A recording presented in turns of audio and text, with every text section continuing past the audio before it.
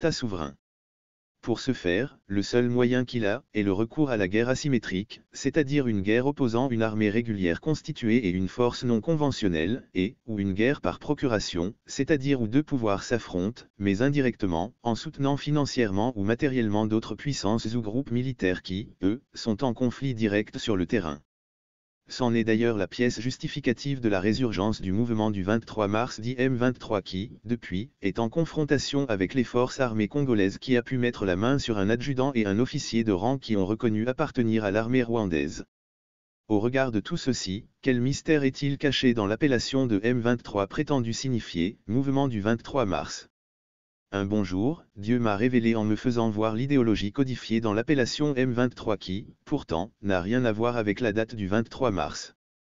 Et j'ai vu qu'il s'agit plutôt d'un encodage chiffré intelligemment fait à dessein dans le nombre 23 entre les chiffres 2 et 3, par rapport à la deuxième et la troisième lettre de l'alphabet français, pour aveugler les Congolais et l'opinion internationale.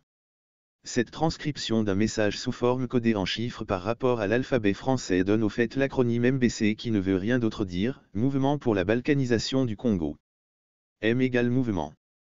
2 correspond à la lettre B, et égale balkanisation. 3 correspond à la lettre C, et égale Congo. Il en est de même du 23 octobre 1996, date à laquelle a eu lieu le fameux accord de l'Émérat. C'est d'ailleurs la date qui a été choisie la première pour encoder chiffrement l'idée de balkanisation du Congo. Puis celle-ci a servi de soubassement au choix de la date du 23 mars 2009. Voyez-vous. Tout ça est orchestré intelligemment avec tact et dextérité. Le pouvoir étant l'objet de combats en politique sur le plan intérieur et sur le plan extérieur, cette ruse répond au principe de l'art de la guerre du général Sun Tzu dont les maximes disent « Sois subtil jusqu'à l'invisible. Sois mystérieux jusqu'à l'inaudible. Alors tu pourras maîtriser le destin de tes adversaires. Connaissez l'ennemi et connaissez-vous vous-même. En sans bataille, vous ne courez jamais aucun danger. » Et partant, daignez comprendre que la réapparition du M23 s'inscrit, non seulement dans une perspective de consolider la mainmise du Rwanda sur les richesses du Congo, mais aussi d'y asseoir sa souveraineté sur sa zone d'influence en RDC et de limiter l'influence grandissante de l'Ouganda dans la région. Les graves délits qui s'y font, laissent la communauté internationale indifférente au point de faire preuve d'un mutisme sans pareil, alors qu'elle est en effervescence pour multiplier des réunions pour mettre en place une ribambelle de mesures en faveur du peuple ukrainien et au détriment de la Russie. Cela, laissant entrevoir une très grande injustice dont est victime le peuple congolais. Où en est actuellement la République démocratique du Congo avec son destin prophétique qu'avait vu et annoncé d'avance le prophète de Dieu, Simon Kimbangu. Toute cette triste réalité insolite critique et critiquée, doublée de l'expropriation des Congolais de leurs richesses, quand on sait que, dans l'état de la répartition des richesses minières actuelles de la RDC, 70% des minerais stratégiques appartiennent directement aux firmes étrangères qui les exploitent et les vendent sur le marché international, alors que les 30% restants, qui devaient logiquement revenir à la population congolaise pour l'industrie artisanale selon les lois en vigueur dans le pays, se voit détenu à 80% par les Chinois, à 15% par les Libanais, à 5% par les Indiens, ne laissant rien aux Congolais, et quand on considère aussi comment près de 50% de nos terres cultivables, sur les 120 millions d'hectares que compte la RDC, sont déjà cédées à un faible prix aux étrangers au détriment du peuple congolais, il y a lieu de dire que nous sommes en mauvaise posture. Cependant, toutes ces situations critiques ne sont que des effets du destin, c'est-à-dire les destinées, aménageant le terrain et plantant le décor de la prochaine vague de la révolution au travers duquel va être revendiquée la seconde indépendance de la RD Congo dont a prophétisé Simon Kimbangu de son vivant. Par là, comprenez-y que cela se rapporte par le fait à mon songe du 6 septembre 2005 que vous partagez dans ma vidéo intitulée « Le vent de la délivrance qui inaugure l'indépendance politico-spirituelle du Congo », dans lequel j'ai vu les différents acteurs de relations internationales, sous l'emblème des hommes de génie militaire, en tenue militaire, en train de travailler à l'aménagement d'un chantier routier en terre battue en l'arrosant à côté du fameux oin de Dieu du Congo à venir en tenue civile, lui aussi en train de l'arroser. Puis, il arriva que cet homme providentiel fut soulevé en l'air, au-dessus du chantier, par un vent impétueux qui souffla, tandis qu'il mit, par contre, en fuite ces différents acteurs hors du chantier sans y revenir. Et il a été dit à propos que cela se rapporte à ce qu'avait annoncé Simon Kimbangu. À propos, voici ce qu'il a dit aux missionnaires catholiques de Kisantu, lorsqu'ils sont allés lui rendre visite à la prison d'Elisabethville, Lubumbashi aujourd'hui, le 17 août 1922. Le Congo obtiendra sa première et sa deuxième indépendance, parce qu'il en est ainsi. Le roi des Belges sera emprisonné, mais il sortira de prison par la force de Dieu. Cette première indépendance sera obtenue par la force de Dieu. L'homme noir va chasser l'homme blanc de sa terre. Beaucoup des miracles se produiront. Les blancs seront terrifiés suite à la demande de la première indépendance.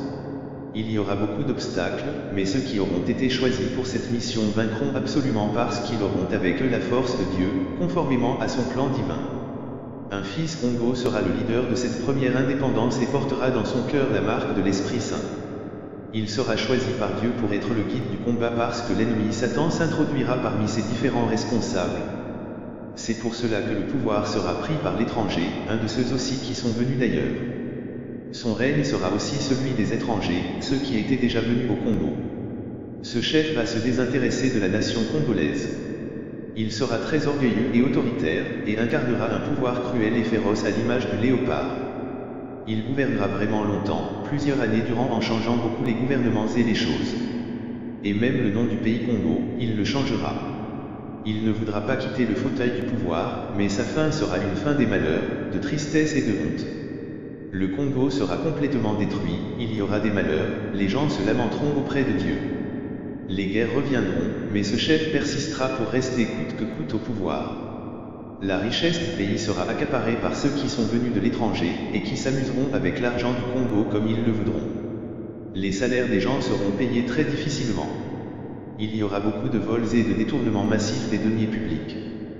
Beaucoup des communautés religieuses oublieront le Christ et serviront Satan sous le couvert du nom du Christ. Les routes et les entreprises seront détruites et en même temps, il y aura une désorganisation totale du pays. L'argent aussi perdra toute sa valeur, mais par la force de Dieu, les gens mangeront encore un peu de manière convenable. Nul n'est sans ignorer que ce que le contenu de la première partie de son discours, selon que je l'ai scindé à souhait, a déjà connu son accomplissement. Écoutons cette fois la seconde partie qui cadre directement avec le sujet du message. Sachez bien, mes paroles ne passeront pas sans que ces choses ne se réalisent. Moi, je serai emmené dans un pays très lointain, mais je reviendrai au Congo. Les Blancs me chercheront la mort, mais ne réussiront pas. C'est pourquoi vous devez servir Dieu réellement, et abandonner les comportements obscurs. Beaucoup vont utiliser mon nom, dans la vérité et dans le mensonge. Mais vous les reconnaîtrez par les actes de leur comportement. La séparation avec les étrangers sera vraiment très difficile. Ceux qui ont été choisis pour cette mission vont à tout prix gagner par la puissance de Dieu, mais en vérité avec beaucoup des souffrances.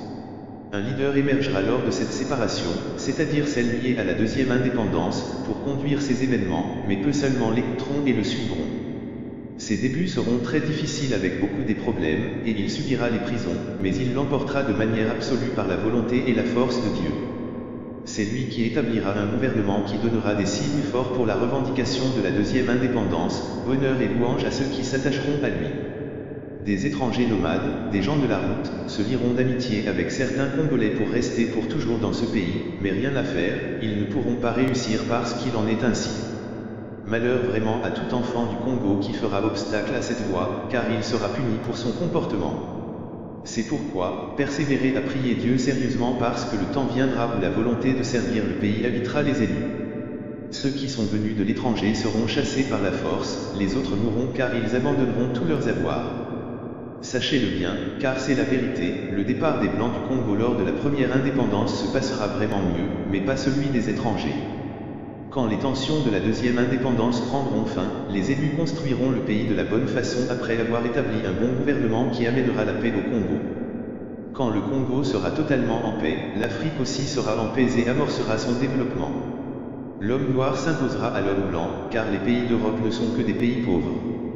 L'homme noir aura l'intelligence et la capacité de réaliser toutes sortes de choses.